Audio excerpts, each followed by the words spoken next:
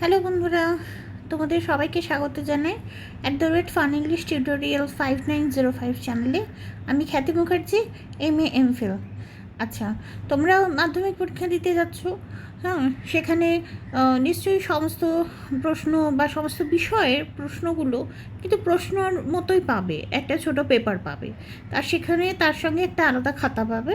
হ্যাঁ, সেই খাতায় ঠিকমতো করে উত্তরগুলো পরপর নাম্বারিং করে তুমি লিখছো, ঠিক আছে? কিন্তু একটা জিনিস জানো তো, যে ইংরাজি প্রশ্ন খাতাটা একদম অন্যরকম হবে, ঠিক আছে? সেটা কিন্তু বাকি বিষয়গুলোর মতো একটা প্রশ্নপত্র দেবে না, সেটা একটা পুরো খাতাই দেবে, সেখানে প্রশ্ন প্রিন্ট করা থাকবে এবং তার সঙ্গে সেখানেই উত্তর লিখতে হবে প্রশ্ন নিচে নিচে। এটা নিশ্চয়ই তোমরা জানো। কিন্তু কি হয় বলো তো, ম্যাক্সিমাম স্কুলে ওইরকম আলাদা একটা খাতা প্রিন্ট করে করে আর প্রশ্নগুলো দেয় না। সো তোমরা স্কুলে যখন প্রি টেস্ট বা টেস্ট দিয়েছো তখনও ওই রকম খাতাই লিখুন। তো প্রথমবার হঠাৎ করে গিয়ে যাতে এক্সাম হলে ওইরকম একটা খাতা পেতে না হয়, তো সেই জন্য আমি এই ভিডিওটা বানাচ্ছি।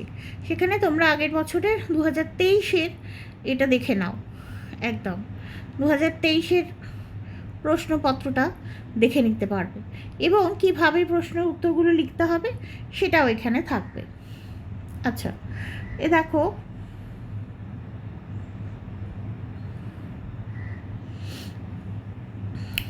দেখো প্রথম পাতাটা এরকম থাকবে, ঠিক আছে? এখানে এই যে দেখো লেখা রয়েছে সিগনেচার অফ দ্য ইনভিজিলেটর, এই যে এই জায়গাটা, এখানে যিনি এক্সামে গার্ড দেবেন তিনি সই করবেন, এই ওপরটায় সই করে, ঠিক আছে? এটা অবশ্যই সই করাবে। এটা মানে হচ্ছে তুমি পরীক্ষা হলে বসে একজন গার্ডের সামনে বসে পরীক্ষা দিয়েছো, ঠিক আছে?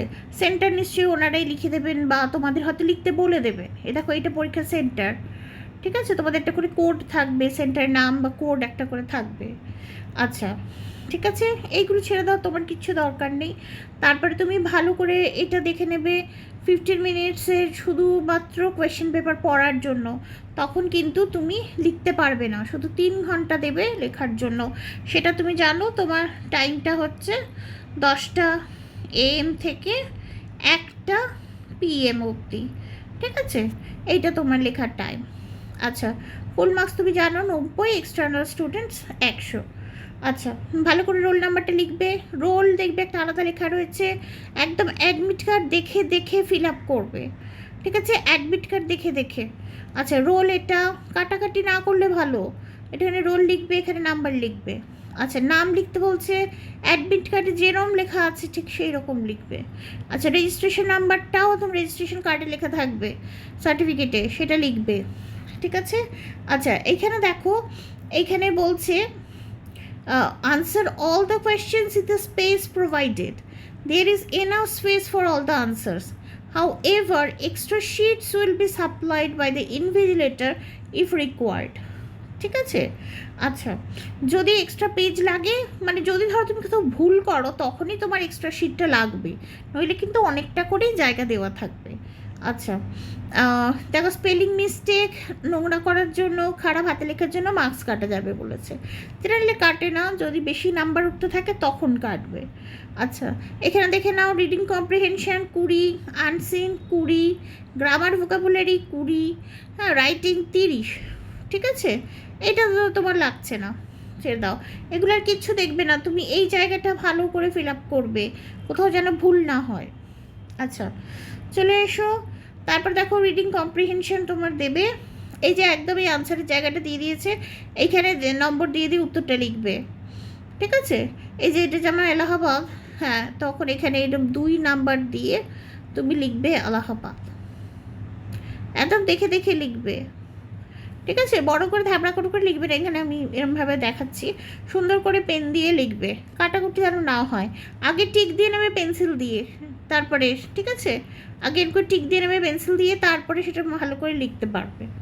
আচ্ছা, পিপল, এগুলো সব কটা তুমি উত্তরগুলো যা জানো সেগুলো লিখতে থাকবে, এইখানটায় লিখবে, কথায় মানে লিখতে হবে, কিন্তু শুধু এরকম টিক মেরে ছেড়ে দিও না।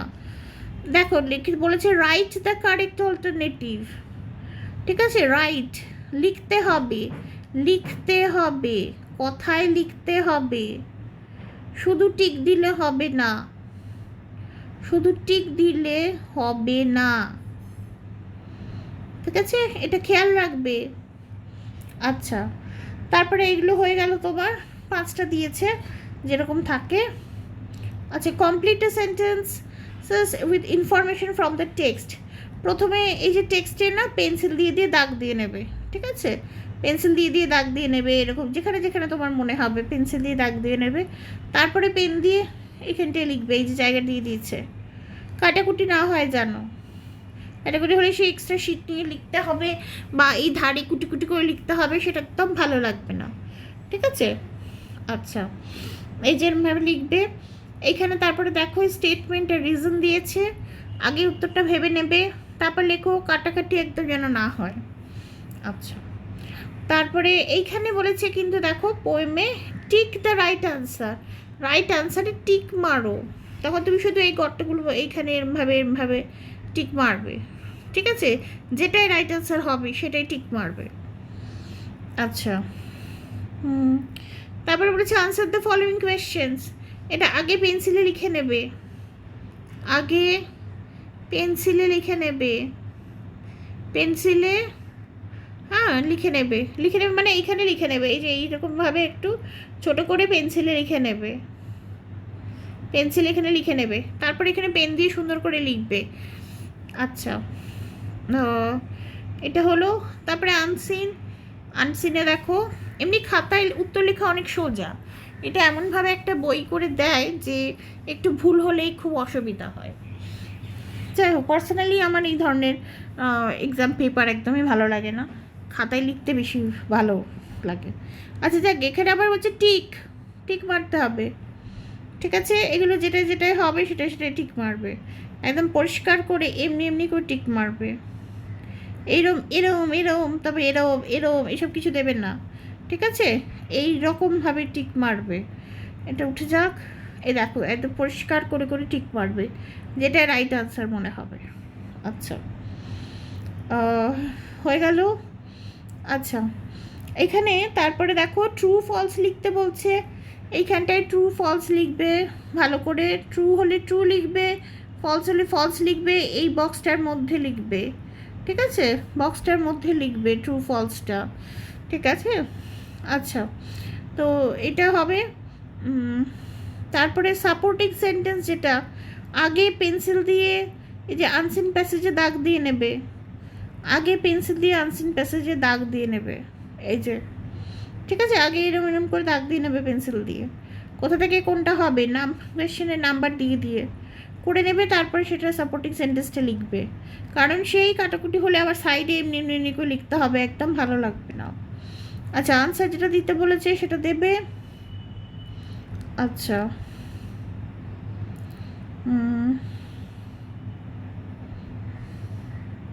দেখো এটা 2 নম্বর করে 4টে দিয়ে দিয়েছে, তো ভালোই দিয়েছে, ভোকাবুলারি দেয়নি, খুবই ভালো হয়েছে এটা। এবারে যদি তোমাদের ভোকাবুলারি, ও না ভোকাবুলারি তো পরে দিয়েছে, সরি, এখানে আবার দেবে, এখানে তাও এতগুলো প্রশ্নের উত্তর দিয়েছে, তাহলে তো এটা ডিফিকাল্ট হবে, যাকে ছেড়ে দাও।